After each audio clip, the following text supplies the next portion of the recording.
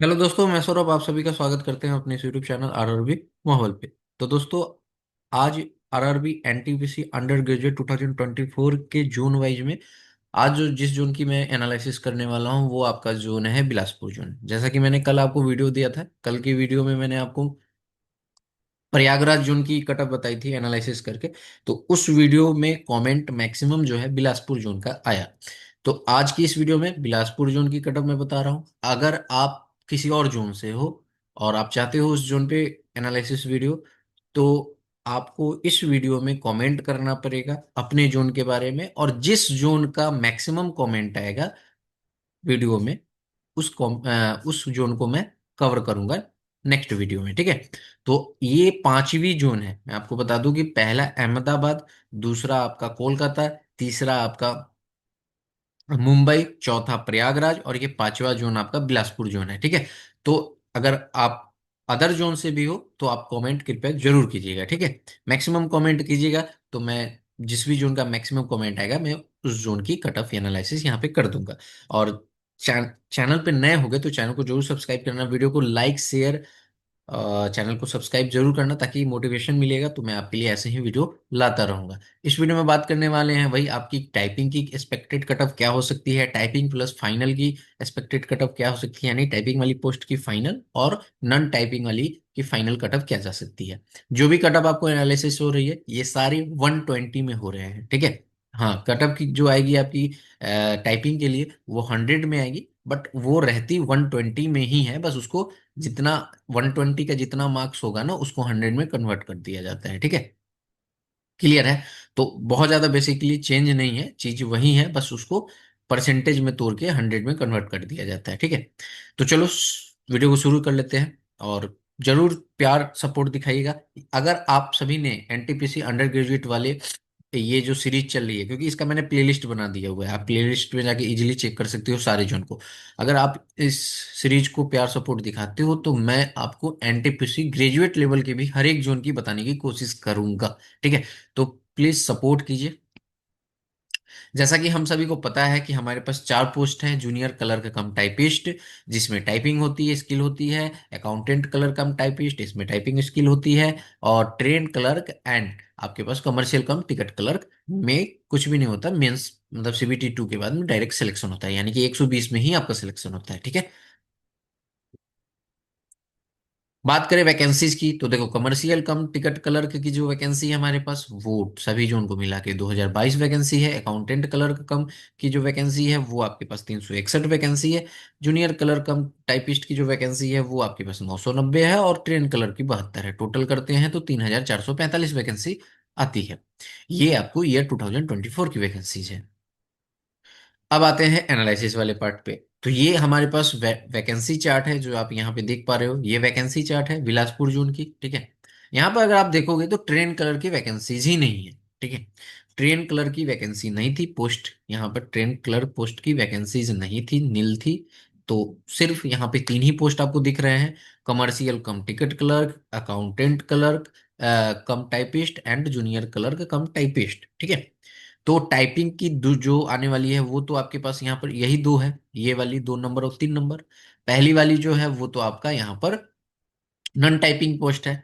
तो देखो, मैं आपको पहले यहाँ पर सिंपल सा समझा देता हूँ। अगर आप इसको ऐड करोगे, ठीक है, जैसे ये आपका कितना है, यहाँ पर 39 है और ये 36 है, ये दो जोन मिला गया है ना, दो रीजन मिलाकर 39 और 76, मतलब इतने बच्चों का सिलेक्शन होगा।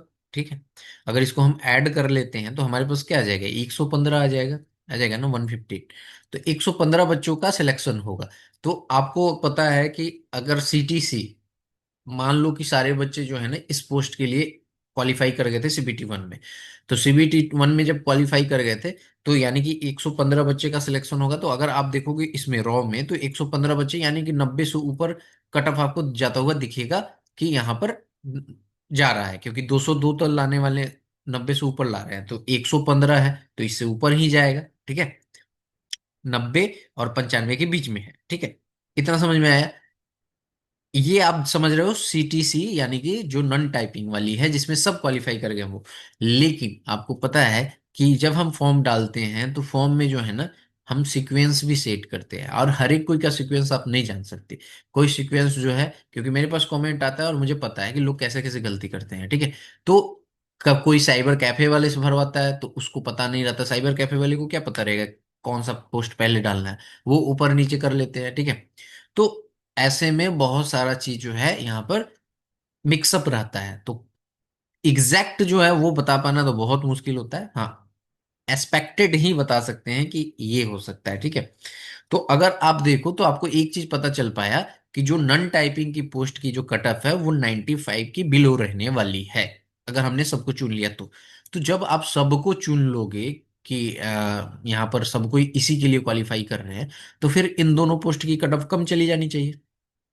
सिंपल सा दिमाग लगाओ कि जब हम इनको चुन लिए कि हमारे पास जो है ये सब सिलेक्ट हो जाते हैं, तो इन दोनों पोस्ट की, क्योंकि यहां से 115 तो चलेगा सीसीटी में, ठीक है, सीसीटीएस में, सीसीटीसी में, ठीक है। तो यहां से जो 101 मतलब 202 में से 115 को हटा दो, ठीक है।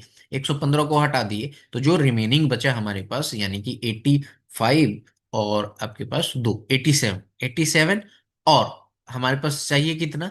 अब देखो 87, और यहां पर अगर आप देखोगे तो ये आपके पास कितना है, 15 है, और यहाँ पर 21 है, और 116 है, तो ये आ जाएगा आपके पास 37, ठीक है। तो ये 37 लोग जो हैं यहाँ पर, 37 ये वाले जो आएंगे, तो इसी में से 37 आएंगे फाइनल के लिए, ऐसा होना चाहिए। लेकिन आपको पता है कि अभी 8 गुना बच्चे बुलाए जाएंगे, तो ऐसे में अगर आप देखोगे तो फिर तो कट ऑफ बहुत ज्यादा नीचे चले जाएगा। तो बिल्कुल भी ऐसा नहीं होगा, क्योंकि यहाँ पर जो कैंडिडेट है वो कॉमन कैंडिडेट है, मतलब वो हो सकता है सारी पोस्टों के लिए एलिजिबल हो, मतलब क्वालिफाई कर गए हो सकता है कि वो सिर्फ टाइपिंग वाले के लिए क्वालिफाई किए हों, ठीक है।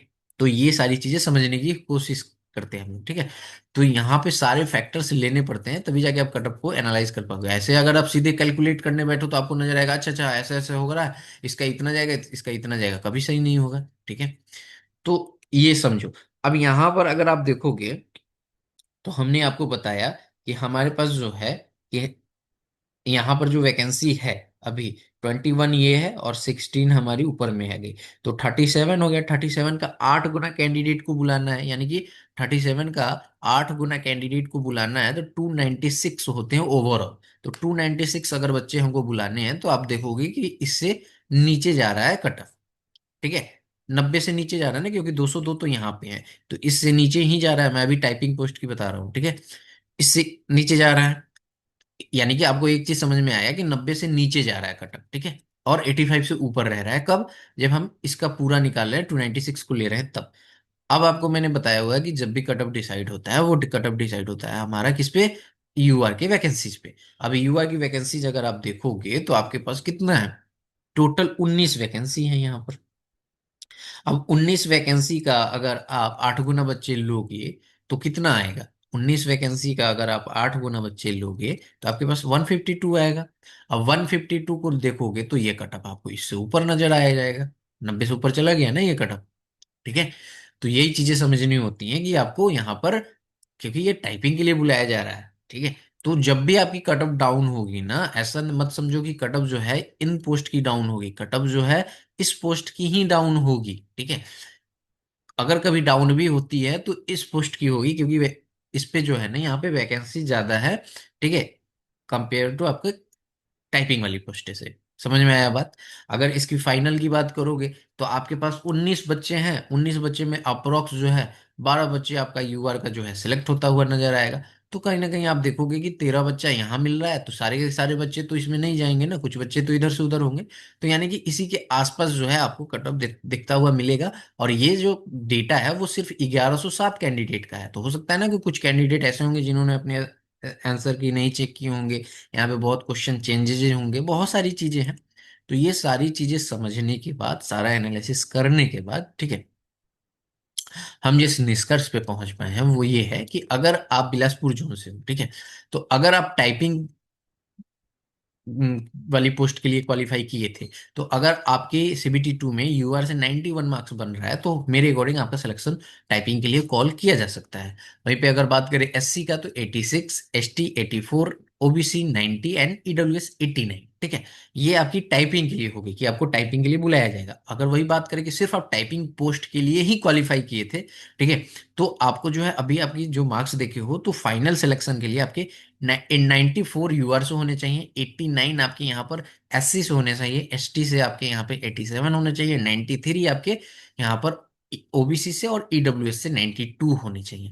अगर वही नन टाइपिंग की बात करें जो आपकी सीटीसी है, ठीक है, सीटीसी जो है उसके लिए 90 मार्क्स आपके होने चाहिए आउट ऑफ 120, यूआर के लिए 85 आपकी, एससी के लिए, एसटी के लिए 83, 89 ओबीसी एंड 88 आपकी यहाँ पर ईडब्ल्यूएस के लिए होनी चाहिए।